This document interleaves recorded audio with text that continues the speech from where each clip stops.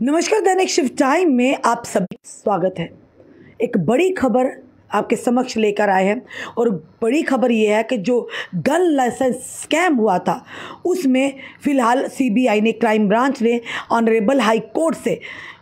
अन्य जो लगभग बताना चाहेंगे आपको 16 ददन मजिस्ट्रेट, जिसमें 13 आईएएस अधिकारी और 3 केएस अधिकारी के खिलाफ प्रोसिक्यूशन की इजाज़त मांगी है। पूरी खबर क्या वो आपके समक्ष हम रखना चाहेंगे, बताना चाहेंगे। सीबीआई ने अदालत को बताया कि जम्मू कश्मीर में पैसे के बदले लाखों बंदूक लाइसेंस जारी किए गए कई नौकरशाही जांच के घेरे में है। बताना चाहेंगे केंद्रीय जांच ब्यूरो यानी सीबीआई ने मंगलवार को जम्मू कश्मीर और लद्दाख उच्च न्यायालय यानी कि हाई कोर्ट को बताया कि ये अभी भी 16 तत्कालीन दंड मजिस्ट्रेट यानी कि दंड जो मजिस्ट्रेट, जिसमें से 13 आईएएस अधिकारी और 3 केएस अधिकारी के खिलाफ अभियोजन की प्रोसिक्यूशन की मंजूरी का इंतजार कर रहे हैं, जिन्होंने पूर्ववर्ती जम्मू कश्मीर राज्य के विभिन्न जिलों में अपनी तैनाती के दौरान देश भर में अयोग्य लोगों को अवैध रूप से बंदूक लाइसेंस जारी किए थे, यानी कि इनएलिजिबल लोगों को गैर कानूनी तरीके से गन लाइसेंस प्रदान किए थे। जांच एजेंसी ने अदालत के समक्ष अपनी स्थिति रिपोर्ट में बताया कि 2012 से 16 के दौरान सशस्त्र बलों और अर्धसैनिक बलों के जवानों को लगभग 2.74 लाख बंदूक लाइसेंस जारी किए गए थे। इसमें कहा गया कि इनमें से 95% लाइसेंस देश के विभिन्न हिस्सों में सेवारत लोगों को पैसे के बदले जारी किए गए थे, जो ना तो तत्कालीन राज्य के निवासी थे और ना ही संबंधित जिले के संबंधित क्षेत्र अधिकार में तैनात थे। उन्होंने कहा कि इसने अपनी दोनों एफआईआर में जांच पूरी कर ली है। 39 आईएएस केएस अधिकारी और 71 गन हाउस डीलरों की आपराधिकता स्थापित की है, जिसके परिणाम स्वरूप अदालत ने 13 आरोप पत्र यानी कि चार्जशीट दाखिल किए गए हैं और अभियोजन स्वीकृति के लिए 15 सीबीआई रिपोर्ट भेजी गई है। सीबीआई रिपोर्ट वही के बताएंगे कि मंजूरी के अनुरोध जम्मू कश्मीर में समक्ष पदाधिकारी के पास लंबित है। वहीं पर इसमें बताना चाहेंगे जो ऑफिसर्स के नाम हैं, इनमें से राजीव रंजन, नीरज कुमार और डॉक्टर शाहिद इकबाल चौधरी, सभी आईएएस अधिकारी के खिलाफ अभियोजन की मंजूरी का अनुरोध 1 अक्टूबर 2020 से पेंडिंग पड़ा है। वहीं पर बताना चाहेंगे जब राजीव रंजन डीएम कुपवाड़ा थे, तब नीरज और शाहिद इकबाल 2012 और 16 के दौरान उधमपुर में तैनात थे। इसमें कहा गया कि 2 अन्य आईएएस अधिकारी यशा मुदगल और साथ ही साथ पंडुरंग के पोले, जिन्होंने भी इस अवधि के दौरान डीएम उधमपुर के रूप में कार्य किया था, के खिलाफ अभियोजन की मंजूरी का अनुरोध यानी कि प्रोसिक्यूशन की मंजूरी का अनुरोध 23 जुलाई 2024 को समक्ष पदाधिकारियों को भेज दिया गया था।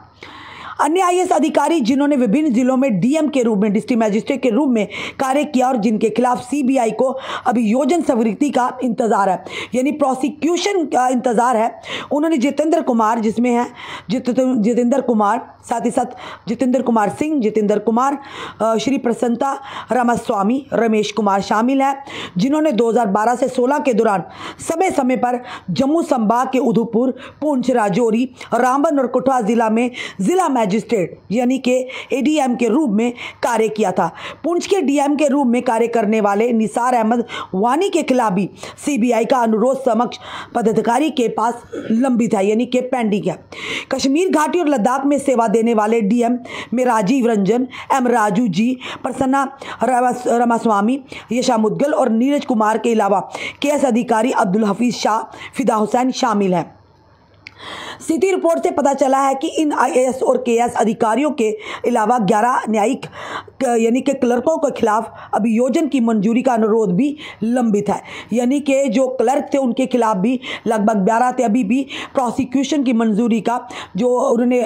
मंजूरी के लिए पेश किया था वो भी पेंडिंग है। मोहम्मद शफी और अन्य द्वारा दायर जनहित याचिका में अदालत ने निर्देशों के जवाब में भारत के उप सॉलिसिटर जनरल विशाल शर्मा ने बड़ी संख्या में में अपात्र लोगों को अवैध रूप से बंदूक के लाइसेंस जारी करने की सीबीआई जांच के संबंध में स्थिति रिपोर्ट दायर की। याचिकाकर्ताओं के वकील शेख शकील अहमद ने अदालत से अनुरोध किया था कि वह मामले में दोषी पाए गए आईएएस अधिकारियों के खिलाफ अभियोजन स्वीकृति देने में जम्मू कश्मीर के सामान्य प्रशासन विभाग की ओर से की गई देरी का न्यायिक संज्ञान ले।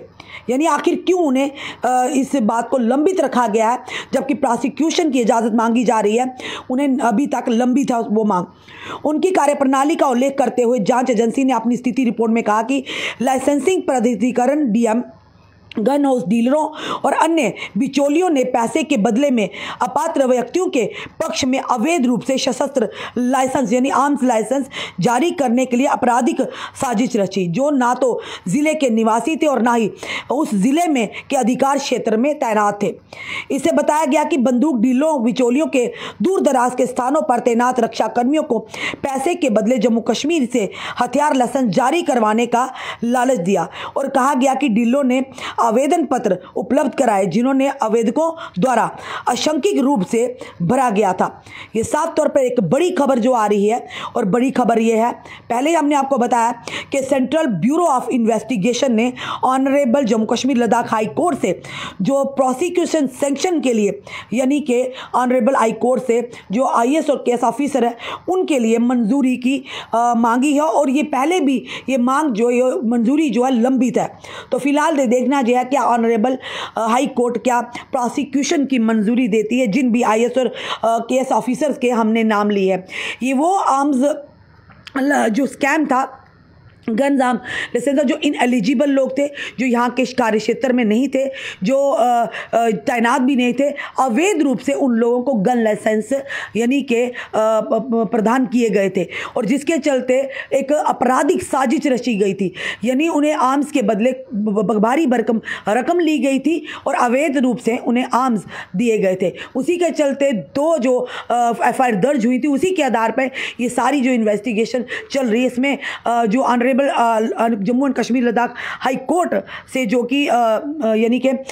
प्रोसिक्यूशन का जो मांगी गई है, यानी कि प्रोसिक्यूशन सैंक्शन अगेंस्ट जो है 10 आईएएस ऑफिसर के लिए मांगी गई है आर्म्स लाइसेंस स्कैम में। फिलहाल आपका क्या कहना है? हम पहले ही कहते हैं कानून से बढ़कर कोई नहीं है, और जो भी कानून के खिलाफ चलेगा या ऐसी लीगल एक्टिविटीज़ में चलेगा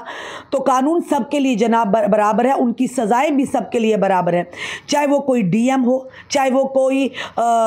मंत्री हो, चाहे कोई ब्यूरोक्रेट, कोई भी हो, किसी भी अच्छे पद पर हो, पर ये ज़रूर कहेंगे कानून की जब लाठी पड़ती है तो कोई भी उससे नहीं बच सकता। Nobody is above the law, बार बार हम यही कहते हैं। कानून से बढ़कर ना कोई था, ना कोई है और ना कोई होगा। फिलहाल आपका क्या कहना है ज़रूर कमेंट बॉक्स में कमेंट कीजिएगा और इस वीडियो को शेयर भी कीजिएगा। जुड़े रहिए हमारे साथ अगले अपडेट के लिए। जय हिंद, जय भारत।